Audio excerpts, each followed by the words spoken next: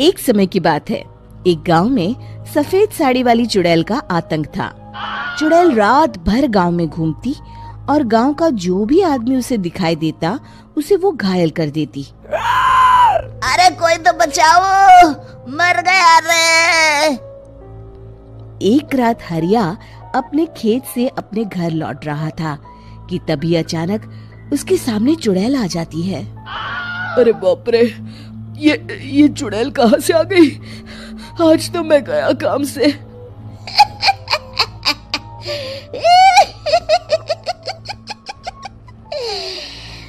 आज मुझे मेरा शिकार मिल गया। अरे चुड़ैल दीदी, मुझे छोड़ दो। जैसे ही चुड़ैल हरिया की तरफ बढ़ती है, हरिया वहाँ से भाग जाता है और अपने घर के दरवाजे पे पहुँचता है। अरे भगवान, जल्दी से दरवाजा खोलो, मेरे पीछे चुड़ैल पड़ी है। हरिया की पत्नी जल्दी से दरवाजा खोल देती है। अरे आप इतना हाफ क्यों रहे हैं? अरे मेरे पीछे चुड़ैल पड़ी है, आज तो मैं बाल बाल बच गया। जल्दी से सभी दरवाजे और सभी खिड़कियों को बंद करके बत्ती बुझा दो। तभी चुड़ैल हरिया के घर के पास पहुंच जाती है। अरे वो आदमी कहाँ गायब हो गया? मैं भी देखती हूँ आखिर कब तक बचेगा। मैं अपने शिकार को इतनी आसानी से नहीं छोड़ती। इतना कहकर चुड़ैल वहाँ से चली जाती है। वहीं दूसरी तरफ हरिया और उसकी पत्नी दोनों अपने घर की खिड़की से ये सब देख रहे होते हैं। अरे बाप रे, ये तो बड़ी डरावनी चुड़ैल थी। अगले दिन ये बात आग की तरह पूरे गांव में फैल जाती है और धीरे धीरे लोग चुड़ैल के डर के मारे शाम होते ही अपने घरों से बाहर निकलना बंद कर देते हैं। कुछ दिनों के बाद भाई, मैंने तो इस चुड़ैल के डर के मारे रात को अपने खेतों को पानी देना बंद कर दिया है। कहीं मेरी फसल सूख गई तो मैं तो कहीं का नहीं रहूंगा। साहूकार का कर्जा कैसे चुकाऊंगा? अरे भाई, पूरे गांव वालों का यही हाल है। पता नहीं ये चुड़ैल हमारे गांव में कहां से आ गई। फिर एक दिन गांव के पास वाली नदी के किनारे एक बहुत बड़े तांत्रिक के आने की बात कुछ गांव वालों को पता चलती है। वो लोग जाके ये बात गांव के मुखिया को बताते हैं।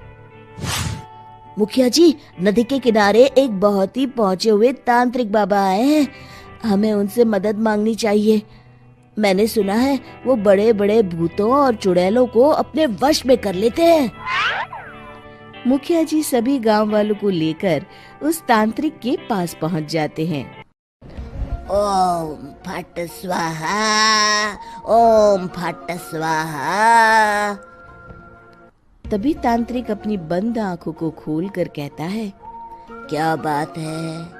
तुम सब लोग यहाँ क्यों आए हो? मुखिया जी उस तांत्रिक को सारी बात बता देते हैं। अच्छा, तो ये बात है। और तांत्रिक अपनी आंखों को बंद कर लेता है। मैं देख रहा हूँ तुम्हारे पूर्वजों ने बहुत पाप किए थे, जिससे ये गांव अब श्रापित हो चुका है। उसी के फल स्वरूप तुम्हारे गांव में चुड़ैल आई है। ये चुड़ैल बहुत खतरनाक है, ये किसी को नहीं छोड़ेगी। हे भगवान, मर गए रे, अब क्या होगा?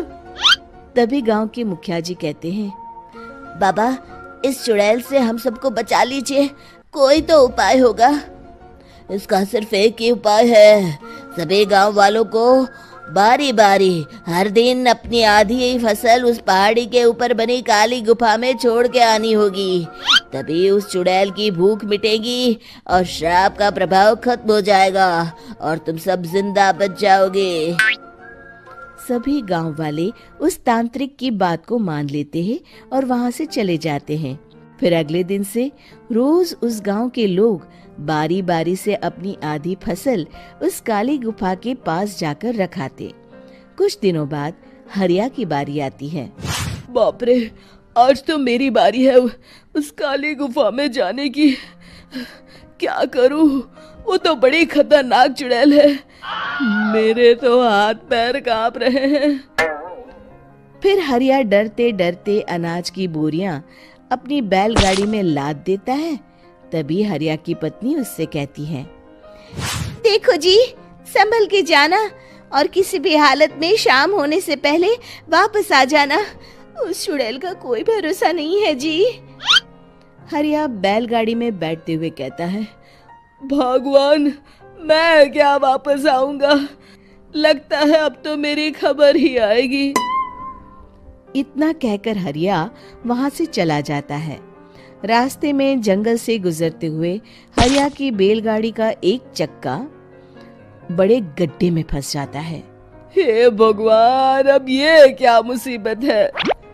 हरिया नीचे उतर के पूरी ताकत से अपनी बैलगाड़ी को गड्ढे से निकालने की कोशिश करता है।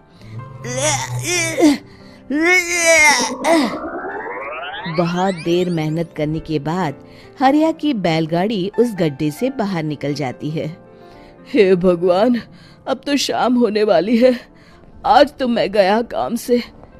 जैसे तैसे हरिया काली गुफा में पहुंच जाता है। अरे मर गया रे, यहाँ तो चारों तरफ डरावना माहौल है। मैंने यहाँ आने में बहुत देर कर दी, कहीं चुड़ैल नाराज ना हो जाए। हरिया अनाज की बोरिया वहां रख के जैसे ही जाने लगता है, तभी उसे किसी के आने की आवाज सुनाई देती है। हरिया एक कोने में छुपकर अंदर देखने लगता है। चुड़ैल वहां आती है और फिर अपने चेहरे से नकली चुड़ैल का मुखौटा निकाल देती है। हरिया ये देख के हक्का बक्का रह जाता है। तभी चुड़ैल कहती है, भैया यहाँ आना, आज तो बहुत अनाज आया है। इसे मिलाकर अब हमारे पास ढेर सारा अनाज जमा हो गया है। कल ही हम इसे शहर में बेच आएंगे और माला माल हो जाएंगे। तभी अंदर से नदी के किनारे वाला तांत्रिक बाहर आता है। अरे, ये तो तांत्रिक बाबा है। हाँ, अब तो हम दोनों की जिंदगी मजे में कटेगी। गांव वालों को बेवकूफ बनाना इतना भी मुश्किल नहीं था। लोग तो तुम्हें सच में असली चुड़ैल समझते हैं। हाँ, तुमने सही कहा। अब ये गांव वाले चुड़ैल के डर से जिंदगी भर इस काली गुफा में अनाज पहुंचाते रहेंगे। अच्छा, तो ये बात है। ये दोनों पूरे गांव वालों को बेवकूफ बना रहे हैं। अभी जाकर सबको बताता हूँ। हरिया उन दोनों की पूरी बातें सुन लेता है और जल्दी से वापस गांव में आता है। गांव वालों को पूरी बात बता देता है। इससे पहले वो दोनों हमारा अनाज लेकर शहर जाए, हमें उन दोनों को पकड़ना होगा। उधर दूसरी तरफ नकली तांत्रिक और नकली चुड़ैल बनी औरत एक बड़ी गाड़ी में सारा अनाज लाद के वहां से निकलने की तैयारी कर रहे होते हैं। जल्दी करो, इससे पहले हमें कोई देख ले। हमें यहाँ से निकलना होगा। और तभी वो दोनों देखते हैं कि सामने से सभी गांव वाले अपने अपने हाथों में मशाल लेके आ रहे हैं। दोनों बुरी तरह डर जाते हैं। रुक जाओ, तुम दोनों का भांडा फूट चुका है।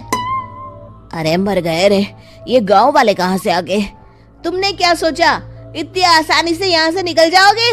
ये अनाज हमने अपने खून पसीने से दिन रात खेतों में मेहनत करके उगाया है। दोनों मुखिया जी के पैरों में गिर जाते हैं। हमें माफ कर दीजिए, हम दोनों एक नंबर के कामचोर हैं। बिना मेहनत किए पैसे कमाना चाहते थे। हाँ हाँ, अब हम आगे से मेहनत मजदूरी करके पैसे कमाएंगे। हमें कुछ मत करना, हमें छोड़ दीजिए। इतना कह के दोनों गांव छोड़ के भाग जाते हैं और सभी गांव वाले फिर से खुशी खुशी रहने लगते हैं।